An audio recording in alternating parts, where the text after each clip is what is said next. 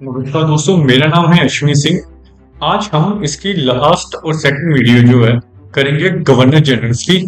मैं आपको बताना चाहूंगा, मैं भी एक एस्पिरेंट हूँ जो कि नंबर ऑफ एग्जाम्स देता रहता हूँ। तो मुझे मालूम है कि न कि कहाँ से क्वेश्चंस आते हैं आपके कॉम्पिटिटिव एग्जाम्स में। तो अगर गवर्नर जनरल से या वाइस रॉय से कोई भी क्वेश्चन आया तो मैं गारंटी देता हूँ कि एक जो लास्ट वीडियो और ये वाली वीडियो इसमें से आएगा, आपका कंफर्म है। अगर आपका गवर्नर जनरल से क्वेश्चन आया तो जो लोग भी प्रिपरेशन कर रहे हैं जेके कांस्टेबल, जेके एसआई या फिर जेके एसएसबी के जितने भी एग्जाम होते हैं उनकी, तो मैं गारंटी देता हूँ कि कोई भी क्वेश्चन आएगा वो यहाँ से कवर हो जाएगा। इवन दो जो स्टूडेंट्स या जो कैंडिडेट्स प्रिपेयर कर रहे हैं एसएससी जीडी के लिए, उनके लिए भी ये टॉपिक बहुत ही इंपॉर्टेंट है। तो लास्ट वीडियो में हमने खत्म किया था लॉर्ड कर्जन के बारे में। आज हम पढ़ेंगे लॉर्ड मिंटो के बारे में कि लॉर्ड मिंटो के टाइम पर क्या इंपॉर्टेंट चीजें हुई, क्योंकि क्वेश्चन आपको पूछा जाता है कि इंडियन काउंसिल एक्ट 1909 किसके टाइम पर आया था, तो आपने उसका जो राइट आंसर देना है वो देना है लॉर्ड मिंटो के टाइम पर। जो इंडियन काउंसिल एक्ट 1909 है, ये क्या होता है कि मैं बाद में जो नेक्स्ट वीडियो बनाएंगे एक टॉपिक के हिसाब से तब मैं उसमें क्लियर कर दूंगा। फिलहाल के लिए आपने याद रखना है कि इंडियन काउंसिल एक्ट 1909 ये किसके टाइम पर आया था, लॉर्ड मिंटो के टाइम पर। इसी को ही मोले मिंटो रिफॉर्म भी बोलते हैं।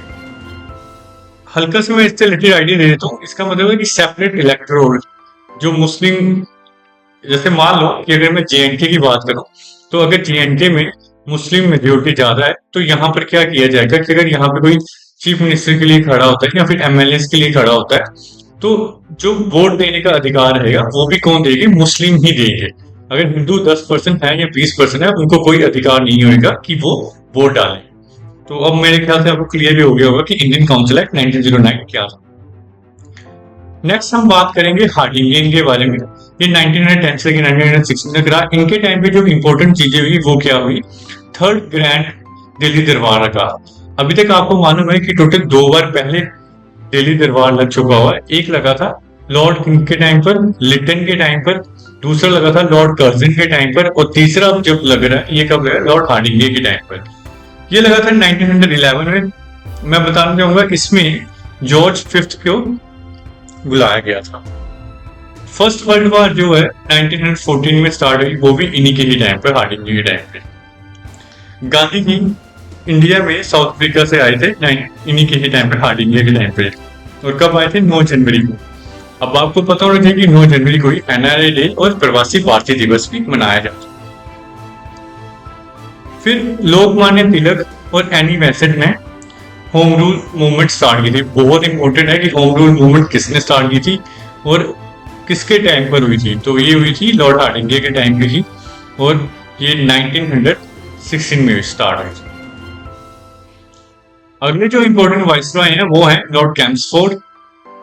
कैम्सफोर्ड के टाइम पर क्या होता है कि गवर्नमेंट ऑफ इंडिया एक्ट 1919 पास होता है और इसी को ही मॉन्टेग के कैम्सफोर्ड रिफॉर्म भी बोलते हैं।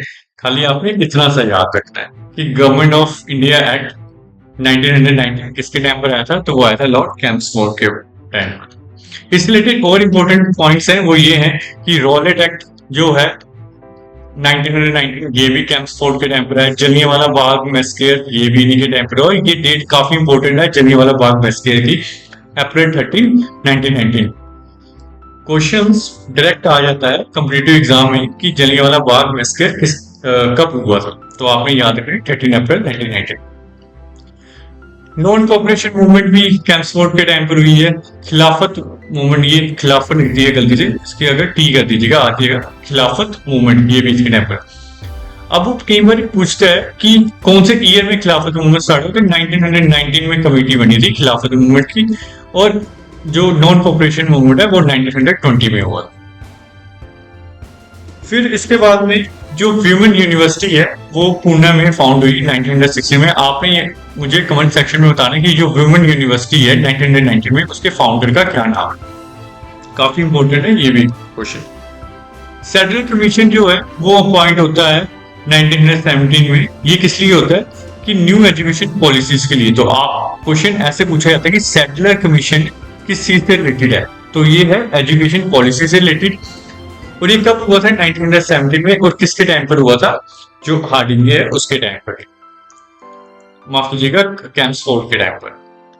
हाँ जी, कैंप्सफोर्ड के टाइम पर। फिर उसके बाद में आता है लॉर्ड रीडिंग।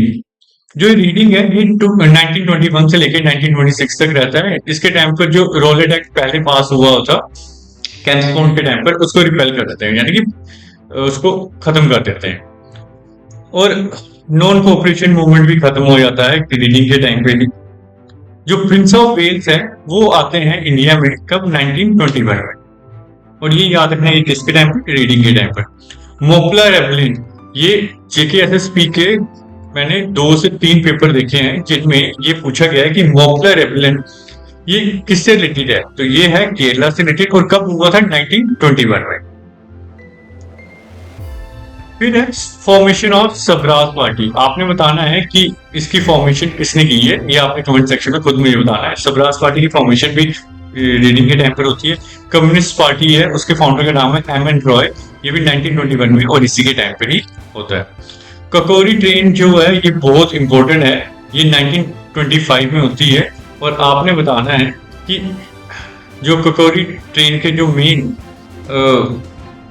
मतलब जिन्होंने इसको लीड किया वो किस किसने किया है, वो आपने मुझे कमेंट सेक्शन में बताना है। फिर आता है लॉर्ड इरविन। इरविन की एक इंपॉर्टेंट वाइसरॉय रहा, इसके टाइम पे भी काफी इंपॉर्टेंट चीजें हुई हैं, जैसे कि साइमन कमीशन 1928 में इसके टाइम पर आया। दांडी मार्च 12 मार्च 1930 में स्टार्ट होती है और ये आपको पता है कि 78 फॉलोअर्स के साथ महात्मा गांधी जी स्टार्ट करते हैं।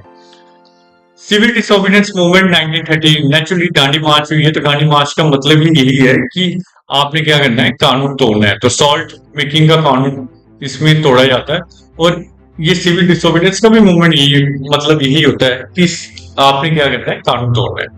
ये भी इसके फर्स्ट राउंड टेबल कॉन्फ्रेंस होती है इंग्लैंड में 1930 में। गांधी इरविन पैक्ट होता है sign. First round table conference का मतलब है कि लंदन में होती है, वहां पर बुलाया जाता है सभी कांग्रेस मेन लीडर्स को और गांधी जी को भी कि आप आओ, आपस में डिसाइड करते हैं कि कैसे इंग्लैंड और इंडिया मिलकर कैसे अच्छे से काम कर सकते हैं। लेकिन वहां पर गांधी जी नहीं जाते हैं। फिर इरविन के साथ एक इंपॉर्टेंट पैक्ट करते हैं जिसके बाद में क्या होता है कि वो सिविल डिसोबीडियंस मूवमेंट खत्म हो जाता है। और फिर एक जतिन दास जी थे, एक इंपॉर्टेंट उस टाइम के लीडर थे, उन्होंने क्या किया हुआ था, 64 डेज का ना उन्होंने हंगर स्ट्राइक की और उसके बाद में उनकी मृत्यु हो जाती है। कहां पर, लाहौर में। फिर विनिंगटन आते हैं वाइसरॉय। इसके टाइम पर क्या होता है, सेकंड राउंड टेबल कॉन्फ्रेंस होती है लंदन में।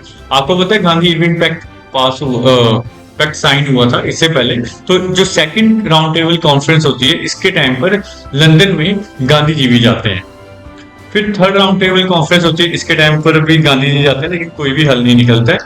पूना पैक्ट साइन होता है, ये आपने याद रखना है। पूना पैक्ट किसके बीच में साइन होता है, तो ये बी.आर. अम्बेडकर और गांधी जी के बीच में ये साइन होता है। क्या, पूना पैक्ट। ये काफी इंपॉर्टेंट है, पूछा जाता है कि पूना पैक्ट किसके बीच में साइन होता है, तो बी.आर. अम्बेडकर और गांधी जी के बीच में।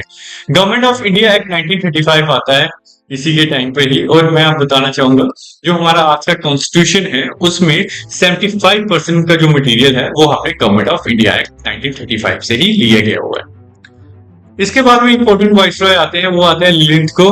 इसके टाइम पर क्या होता है, सेकेंड वर्ल्ड वॉर स्टार्ट होती है। जैसे कि आपको पता है मैं इसे लिखता हूँ, जैसे आपको पता है 1914 में फर्स्ट वर्ल्ड वॉर स्टार्ट होती है और 1918 तक चलती है। वैसे ही जो सेकंड वर्ल्ड वॉर है वो स्टार्ट होती है 1939 से लेके और 1945 तक चलती है। ये भी इंपॉर्टेंट है, ये आपने याद रखना है। मुस्लिम लीग ने क्या किया कि जब बताया गया कि इंडिया भी वर्ल्ड वॉर सेकंड में पार्टिसिपेट करेगी, क्योंकि इंग्लैंड के साथ हो रहा था तो इंग्लैंड के अंडर ही हम आते थे, तो मुस्लिम लीग ने क्या किया, 1939 को डिलीवरेंस डे डिसाइड किया कि इनको इस डे को क्या बोलेंगे, डिलीवरेंस डे, जब हम लोग पार्टिसिपेट करेंगे सेकेंड वर्ल्ड वॉर। उस टाइम पर प्राइम मिनिस्टर ब्रिटिश अंग्रेजों के बनते हैं चर्चिल, और क्रिप्स मिशन आता है 1942 में, और क्विट इंडिया मूवमेंट भी स्टार्ट हो जाता है इन्हीं के टाइम पर। वो भी क्या होता है, 8 अगस्त 1942। फिर उसके बाद में आते हैं इंपॉर्टेंट वाइसरॉय, उनका नाम है वेबर। ये 1944 से लेकर 1947 तक रहते हैं। इसके टाइम पर क्या होता है कि शिमला कॉन्फ्रेंस होती है 1945 में विद इंडियन नेशनल कांग्रेस के साथ में, और मुस्लिम लीग के साथ। लेकिन मुस्लिम लीग को ये जो शिमला कॉन्फ्रेंस होती है उसमें कुछ ऐसी शर्तें थी जो मुस्लिम लीग को पसंद नहीं आती है, तो ये कॉन्फ्रेंस फेल हो जाती है। कैबिनेट मिशन प्लान आता है 16 मई 1946 को, और ये भी इन्हीं के ही टाइम पे आता है। फर्स्ट मीटिंग जो कॉन्स्टिट्यूंट असेंबली की होती है वो होती है 9 दिसंबर 1946, और किसके टाइम पर होती है? ये होती है वेवल के टाइम पे। इंपॉर्टेंट है, याद रखना है। क्वेश्चन पॉलिटी से रिलेटेड अगर आता है तो वो ऐसे आता है कि फर्स्ट मीटिंग कॉन्स्टिट्यूंट असेंबली की कब होती है, तो वो होती है 9 दिसंबर 1946। इसके बाद में इंपॉर्टेंट जो वाइसरॉय आते हैं वो आते हैं लॉर्ड माउंटबेटन। ये रहते हैं मार्च 1947 से लेके ये रहते हैं 10 अगस्त 1947 तक। अब जब ये आते हैं तो ये last viceroy of British India के होते हैं, यानी कि जो अंग्रेजों का भारत था उसके जो लास्ट वाइसरॉय अगर पूछे जाए कौन है, तो वो माउंटबेटन है। जैसे देश हमारा 15 अगस्त 1947 को आजाद होता है, तो उसके बाद में क्या होता है कि ये जो देश आजाद होने के बाद में ही ये हमारे पहले क्या बनते हैं? Governor general of free India बनते हैं। अब मैं एक बार कुछ चीजें जो रिपीट करा दूं। अगर आपसे पूछे कि गवर्नर ऑफ बंगाल कौन था, तो गवर्नर ऑफ बंगाल कौन था? वो था आपका रॉबर्ट क्लाइव, की याद रखना है। फिर अगर आपसे पूछे कि गवर्नर जनरल ऑफ बंगाल कौन था फर्स्ट, तो उसका आंसर होगा वारेन हेस्टिंग। हालांकि मैंने लास्ट वीडियो में भी आपको ये अच्छे से क्लियर किया हुआ। फिर अगर आपसे पूछे कि बताओ last governor general of Bengal कौन था, तो वो था आपका क्या कहते हैं? William Bentinck. और first governor general of India कौन है, तो वो आएगा आपका आंसर, उसका भी आएगा विलियम बेंटिक। फिर उसके बाद में क्वेश्चन आता है कि last governor general of India कौन था, तो वो था आपका कैनिंग। और कैनिंग ही क्या था? आपका फर्स्ट वाइसरॉय ऑफ इंडिया। फिर आपको पूछा जाता है कि last viceroy of British India कौन था, तो वो था आपका माउंटबेटन। और ये भी पूछा जाता है कि बताओ देश आजाद होने के बाद में, यानी कि फ्री होने के बाद में, जो फ्री इंडिया है उसका पहला गवर्नर जनरल कौन था, तो वो था आपका माउंटबेटन। लेकिन अगर आपसे पूछा जाए कि आजाद होने के बाद में हमारे देश का ऐसा कौन था जो गवर्नर जनरल रहा, वो था आपका सी राजा गोपालचारी। ये आपके पहले गवर्नर जनरल भी थे और लास्ट इंडियन गवर्नर जनरल भी थे फ्री इंडिया के, यानी देश आजाद होने के बाद में, क्योंकि इसके बाद से जो गवर्नर जनरल की पोस्ट थी उसको खत्म कर दिया गया। अब मैं और कुछ चीजें बताता हूँ कि माउंटबेटन के टाइम पर और क्या क्या हुआ। पार्टीशन ऑफ इंडिया हुआ डिसाइड कब? 3 जून को।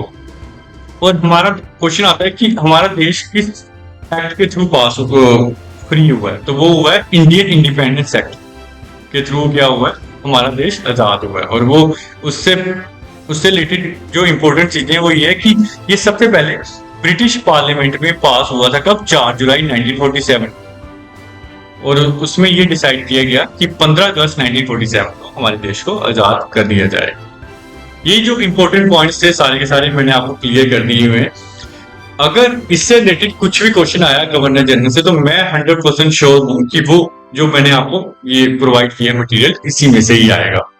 अब आपने क्या करना है कि इसको बार बार रिपीट करना है, अच्छे से नोट डाउन करना है। तो इसी के साथ आपका जो गवर्नर जनरल वाइसरॉय का जो टॉपिक था इंपॉर्टेंट, वो हमारा खत्म हो गया है। नेक्स्ट वीडियो में जल्दी प्रोवाइड करूंगा जो भी इंपॉर्टेंट हिस्ट्री के क्वेश्चन होंगे।